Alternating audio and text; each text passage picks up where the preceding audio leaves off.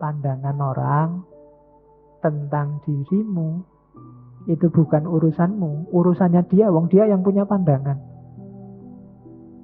Ini juga pakailah di waktu dan dosis yang pas. Kalau dosisnya tidak pas juga bahaya, kamu jadi orang skeptis, jadi orang cuek. Tapi jangan jadi orang yang galau terus-terusan gara-gara pandangannya orang. Begitu dibilang oleh teman, wah kamu itu cakep loh kalau rambutmu rapi terus. Akhirnya kamu keluar gini terus, rapi enggak ya, rapi enggak. Khawatir kalau rambutmu ada yang berdiri satu aja kamu gini-giniin.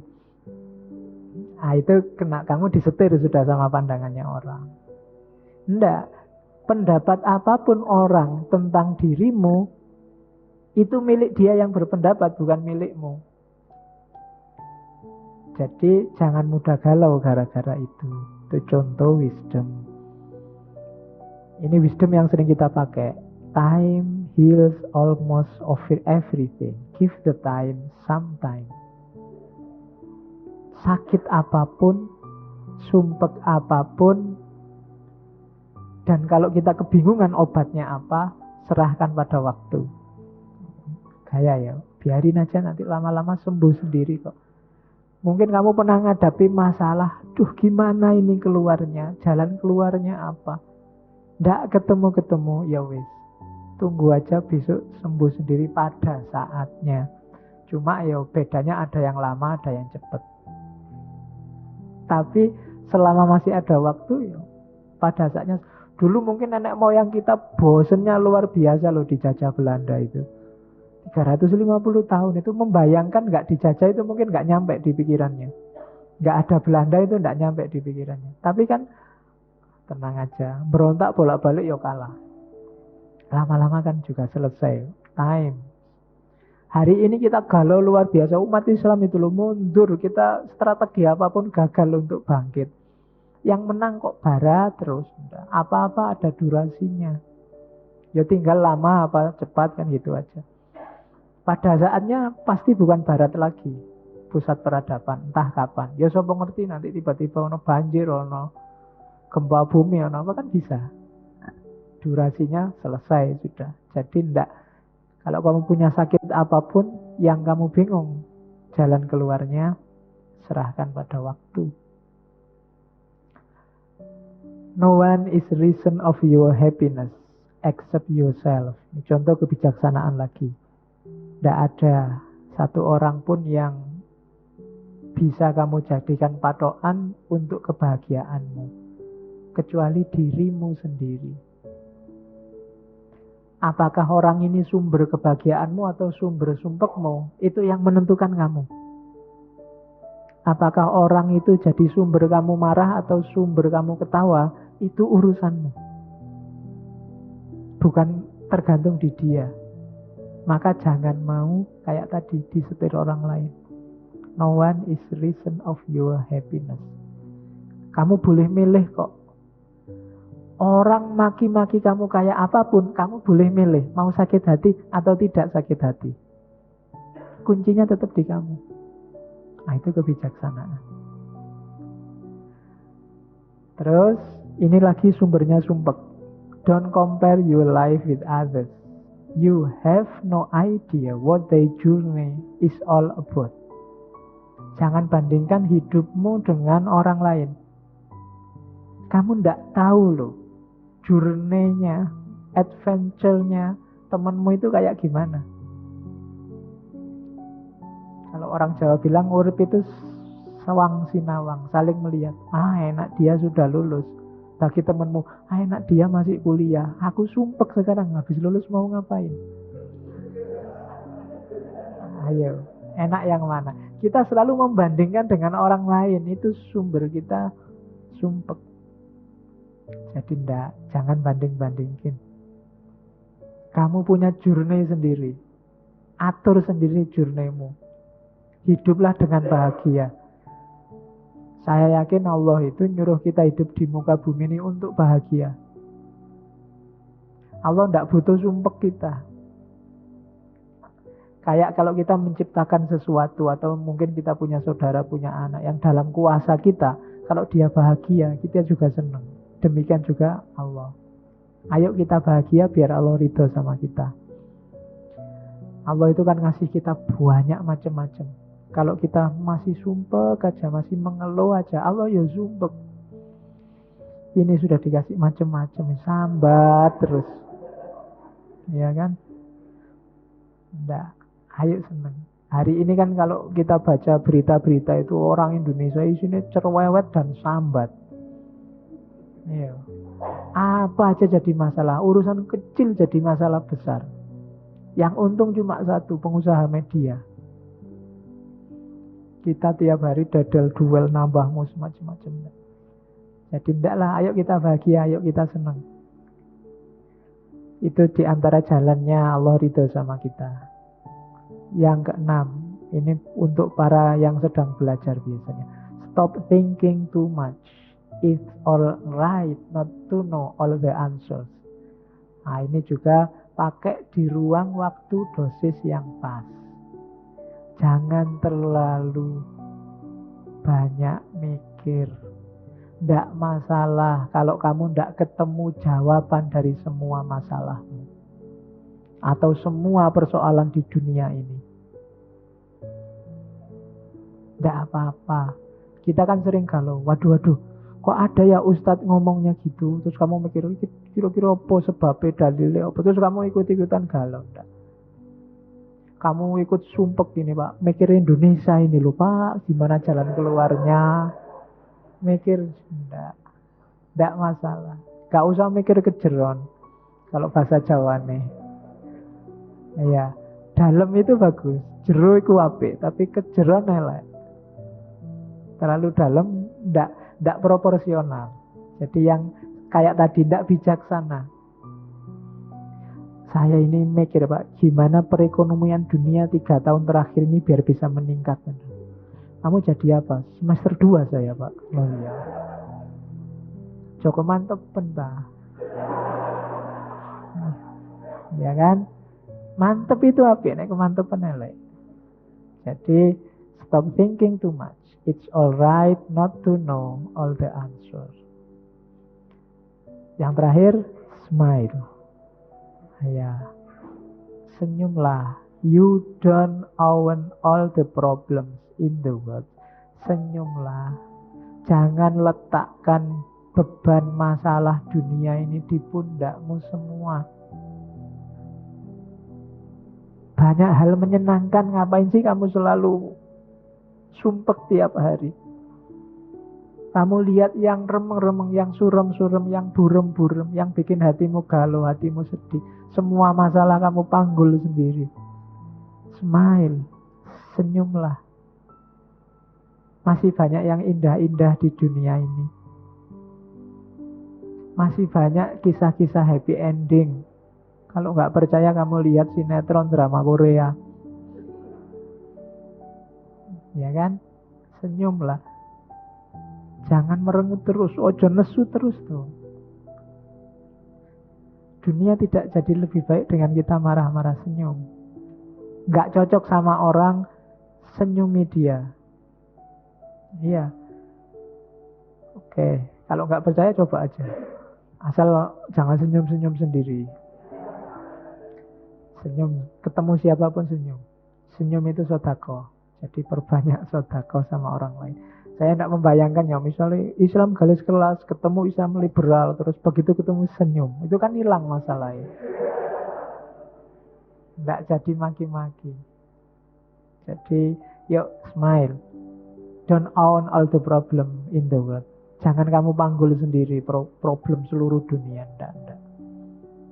Kamu punya kapasitas sendiri, punya problemnya mungkin mahasiswa ya lulus yang cepat, berbakti pada orang tua dan kayak gitulah, tidak masalah. Tapi kalau urusan-urusan besar, ya kamu boleh urun rembuk tapi tidak harus bikin kamu galau. Senyumlah. Nah, ini contohnya wisdom, hasil-hasilnya filsafat, belajar hikmah itu bisa nyampe pada titik-titik kesimpulan semacam ini.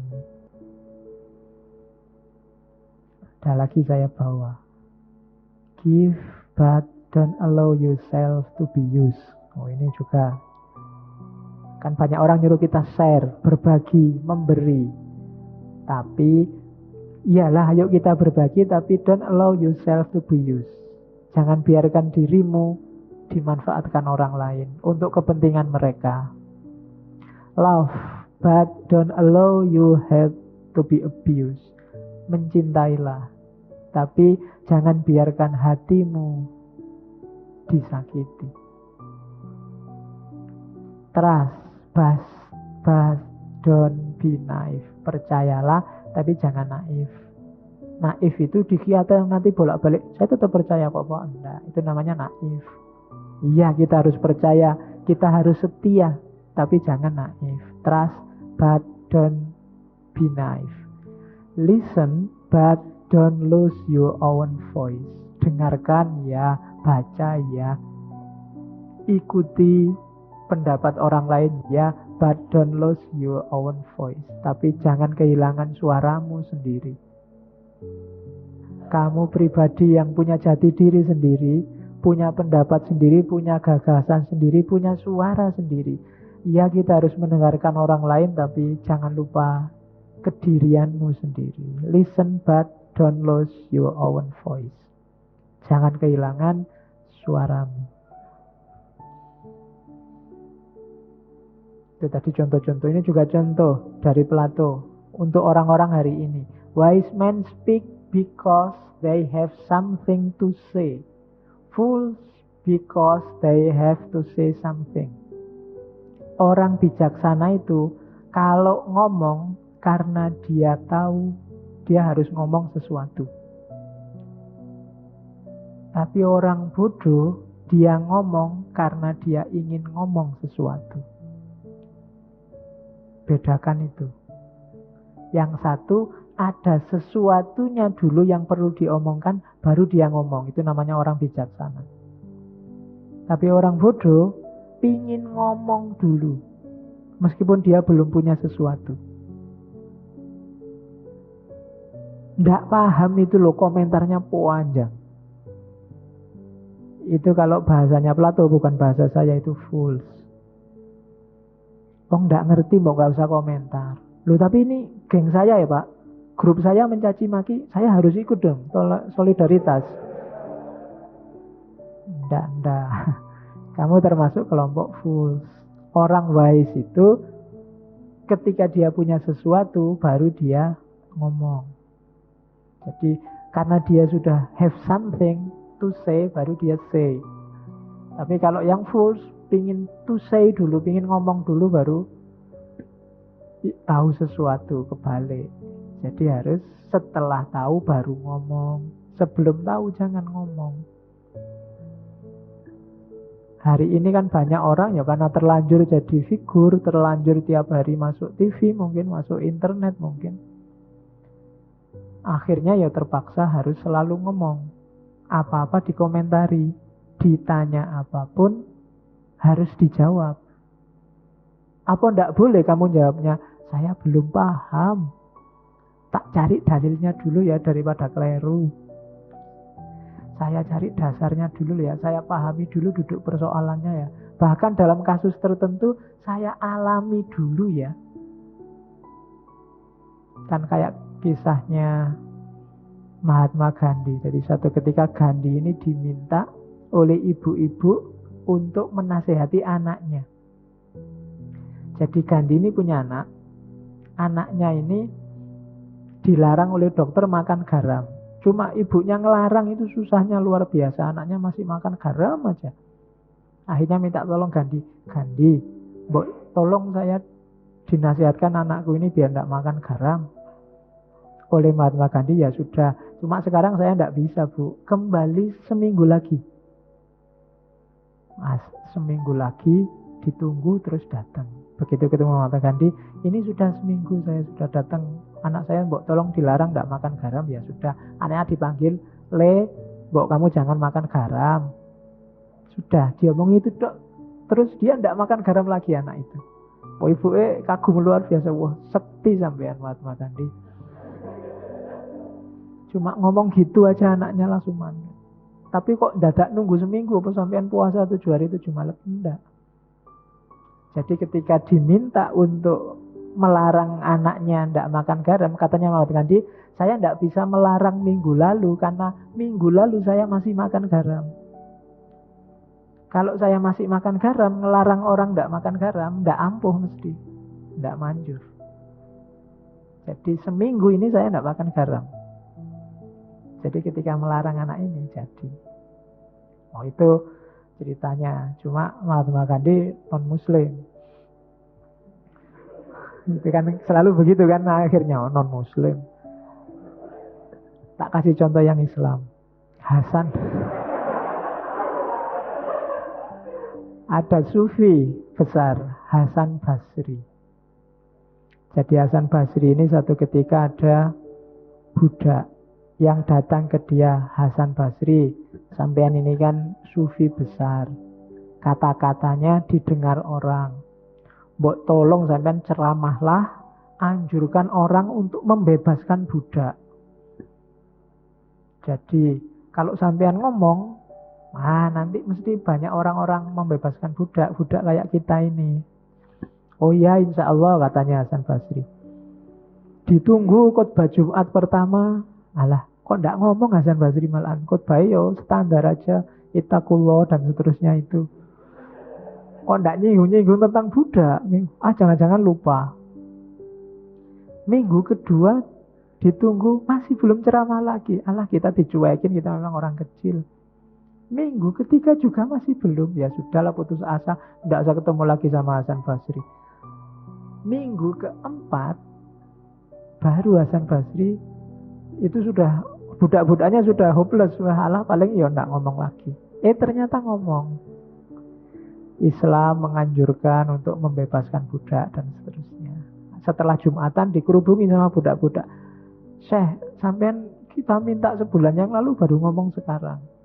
Loh, saya belum berani ngomong kalau saya ndak ngerti benar situasi tentang perbudakan itu. Jadi begitu sampean ngomong, saya ini kan orang miskin, ndak mungkin saya ngangkat budak. Jadi saya ngumpulin duit dulu untuk bisa membeli budak. Jadi baru seminggu duitnya terkumpul, saya beli budak. Nah, saya dekatkan diriku ke budak, ketergantunganku pada budak, tak latih selama 1 minggu. Di minggu ketiga saya latih ketika sudah sangat terikat pekerjaan-pekerjaan oleh budak untuk membebaskan budak. Betapa beratnya membebaskan budak padahal kita sudah tergantung pada budak. Jadi saya berani ngomong tentang pembebasan budak itu di minggu keempat. Nah, jadi lebih ampuh. Kenapa? Yang ngomong alami sendiri. Oh, itu contohnya Islam ada toh. Jadi